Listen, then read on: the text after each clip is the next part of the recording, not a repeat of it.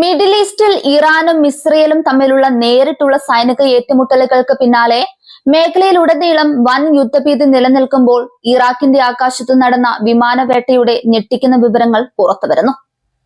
ഇറാഖിലെ ചരിത്ര പ്രധാന നഗരമായ കർബലയ്ക്ക് സമീപം ആധുനിക സൈനിക ഡ്രോൺ വെടിവെച്ചിട്ടതിന്റെ ദൃശ്യങ്ങൾ സോഷ്യൽ മീഡിയയിൽ വ്യാപകമായി പ്രചരിക്കുന്നതാണ് ഇപ്പോൾ പുതിയ അന്താരാഷ്ട്ര ചർച്ചകൾക്ക് വഴി തുറന്നിരിക്കുന്നത്. ഇറാഖിന്റെ ആകാശപരിധിയിൽ വിദേശ രാജ്യങ്ങൾ നടത്തുന്ന അനധികൃത സൈനിക ഇടപെടലുകളുടെ ആഴം വ്യക്തമാക്കുന്നതാണ് ഈ സംഭവം. തകർന്നു വീണ ഡ്രോണിന്റെ അവശിഷ്ടങ്ങൾ പ്രാദേശിക ജനങ്ങൾ കണ്ടെത്തിയതോടെയാണ് സംഭവത്തിന്റെ നിഗൂഢതകൾ പുറം ലോകം അറിയുന്നത്. അതീവ സുരക്ഷാ പ്രാധാന്യമുള്ള ഒരു വലിയ തരം ഡ്രോൺ ആകാശത്ത് വെച്ച് തകർക്കപ്പെടുകയും അതിന്റെ കത്തിയമർന്ന ഭാഗങ്ങൾ കർബലയിലെ വിജനമായ പ്രദേശത്ത് പതിക്കുകയുമാണ് ഉണ്ടായത്. ആക്രമണത്തിന്റെ ദൃശ്യങ്ങളും തകർന്ന അവശിഷ്ടങ്ങളുടെ ചിത്രങ്ങളും പുറത്തു വന്നതോടെ ഇത് ഏത് രാജ്യത്തിന്റെ ഡ്രോൺ ആണെന്നതിനെ ചൊല്ലി വലിയ തർക്കങ്ങളാണ് അന്താരാഷ്ട്ര തലത്തിൽ ആരംഭിച്ചിരിക്കുന്നത്. ഇറാഖിലെ ശക്തരായ ഇറാൻ അനുകൂല പ്രതിരോധ ഗ്രൂപ്പുകളാണ് ഈ ആകാശവേട്ടയ്ക്ക് പിന്നിലെന്നാണ് ലഭ്യമാകുന്ന ആദ്യകാല സൂചനകൾ. ഇറാഖിന്റെ മണ്ണിൽ തങ്ങളുടെ അനുവാദമില്ലാതെ നിരീക്ഷണ ദൗത്യം നടത്തുകയായിരുന്ന അത്യാധുനിക വിദേശ ഡ്രോണിനെ തങ്ങൾ വിജയകരമായി വെടിവെച്ചിട്ടതായി ഈ ഗ്രൂപ്പുകളുമായി ബന്ധപ്പെട്ട കേന്ദ്രങ്ങൾ അവകാശപ്പെടുന്നു. മേഖലയിൽ തങ്ങളുടെ സാന്നിധ്യവും പ്രതിരോധ ശേഷിയും തെളിയിക്കുന്ന ഒന്നായാണ് അവർ ഇതിനെ ഉയർത്തിക്കാട്ടിയത്.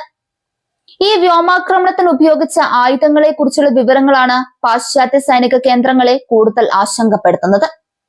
ഇറാഖിലെ തദ്ദേശീയ പ്രതിരോധ ഗ്രൂപ്പുകൾ ഇറാൻ നിർമ്മിതമായ അത്യാധുനിക വ്യോമ പ്രതിരോധ സംവിധാനങ്ങൾ ഉപയോഗിച്ചാണ് ഈ ഡ്രോണിനെ ഇന്റർസെപ്റ്റ് ചെയ്തതെന്നാണ് പുറത്തുവരുന്ന പ്രധാന റിപ്പോർട്ടുകൾ. ഇറാഖിന്റെ മണ്ണിൽ ഇറാന്റെ മിസൈൽ സാങ്കേതിക വിദ്യ എത്രത്തോളം ശക്തമായി വേരൂന്നിയിരിക്കുന്നു എന്നതിന്റെ തെളിവ് കൂടിയാണത്. തകർക്കപ്പെട്ട ഡ്രോണിന്റെ കൃത്യമായ ഐഡന്റിറ്റിയെ കുറിച്ച് ഔദ്യോഗിക സ്ഥിരീകരണങ്ങൾ ഒന്നും തന്നെ ഇതുവരെ വന്നിട്ടില്ലെങ്കിലും സൈനിക നിരീക്ഷകർ പ്രധാനമായും രണ്ട് സാധ്യതകളാണ് ചൂണ്ടിക്കാണിക്കുന്നത്. ഒന്നെങ്കിൽ ഇത് അമേരിക്കൻ സൈന്യത്തിന്റെ ഏറ്റവും മാരകമായ MQ-9 റീപ്പർ ഡ്രോൺ ആയിരിക്കാം, അല്ലെങ്കിൽ ഇസ്രയേൽ സൈന്യം രഹസ്യ നിരീക്ഷണങ്ങൾക്കായി ഉപയോഗിക്കുന്ന ഹെർമിസ് ഡ്രോൺ ആയിരിക്കാം. ഈ രണ്ട് ഡ്രോണുകളും കോടിക്കണക്കിന് രൂപ വിലമതിക്കുന്നതും അതിനൂതന സാങ്കേതിക വിദ്യകൾ അടങ്ങിയതുമാണ്. അമേരിക്കൻ സൈന്യത്തെ സംബന്ധിച്ചിടത്തോളം തങ്ങളുടെ അത്യാധുനിക നിരീക്ഷണ ഡ്രോണുകൾ ഇത്തരത്തിൽ ഇറാഖി ഗ്രൂപ്പുകളാൽ വെടിവെച്ചിടപ്പെടുന്നത് വലിയൊരു തന്ത്രപരമായ തിരിച്ചടിയും നാണക്കേടുമാണ്.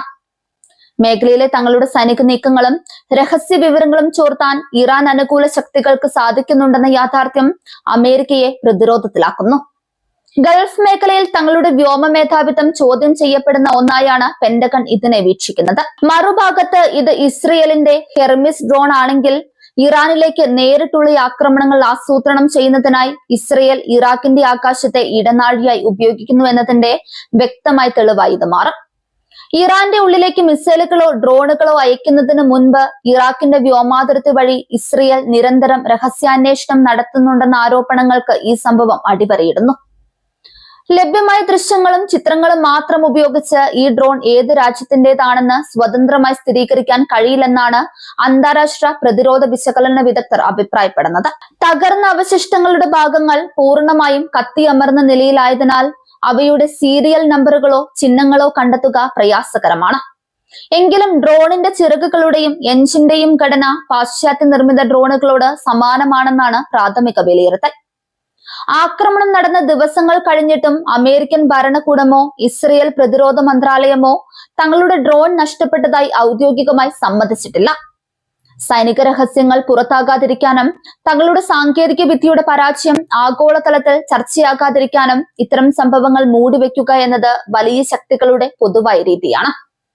എന്നാൽ ഇറാഖി ഗ്രൂപ്പുകൾ കൂടുതൽ വ്യക്തമായ ദൃശ്യങ്ങൾ പുറത്തുവിടുമെന്ന ഭീതി അവരെ അസ്വസ്ഥരാക്കുന്നുണ്ട്. ഭൂമിശാസ്ത്രപരമായി ഇറാഖ് സ്ഥിതി ചെയ്യുന്നത് ഇറാനും ഇസ്രയേലിനും ഇടയിലായതുകൊണ്ട് തന്നെ ഇരു രാജ്യങ്ങളും തമ്മിലുള്ള നിഴൽ യുദ്ധങ്ങളുടെ പ്രധാന വേദിയായി ഇറാഖ് മാറിക്കഴിഞ്ഞിരിക്കുന്നു.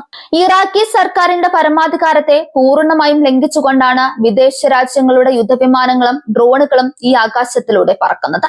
സ്വന്തം രാജ്യത്തിന്റെ സുരക്ഷ ഉറപ്പാക്കാൻ കഴിയാത്ത വിധം ഇറാഖ് ഭരണകൂടം ഇവിടെ നിസ്സഹായരായി മാറുകയാണ്.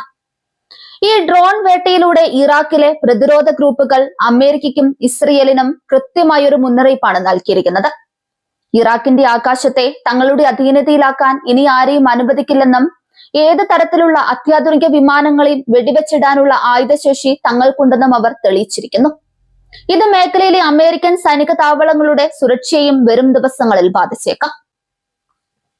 ഇറാൻ ഇസ്രയേൽ സംഘർഷം അതിന്റെ ഏറ്റവും ഉയർന്ന തലത്തിൽ നിൽക്കുന്ന ഈ തന്ത്രപ്രധാനമായ സമയത്ത് ഇങ്ങനെയൊരു സംഭവം ഉണ്ടായത് മിഡിൽ ഈസ്റ്റിലെ സ്ഥിതിഗതികൾ കൂടുതൽ സങ്കീർണമാക്കും.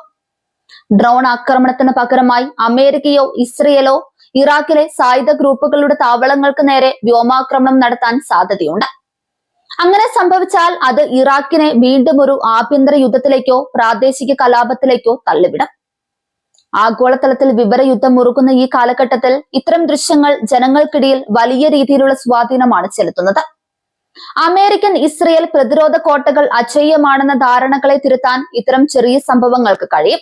കർബലയിലെ ഈ വ്യോമവിനാശത്തിന്റെ യഥാർത്ഥ രഹസ്യങ്ങൾ വരും ദിവസങ്ങളിൽ കൂടുതൽ ഉപഗ്രഹ ദൃശ്യങ്ങളിലൂടെയും സൈനിക വെളിപ്പെടുത്തലുകളിലൂടെയും മാത്രമേ പൂർണ്ണമായി പുറത്തുവരികയുള്ളൂ.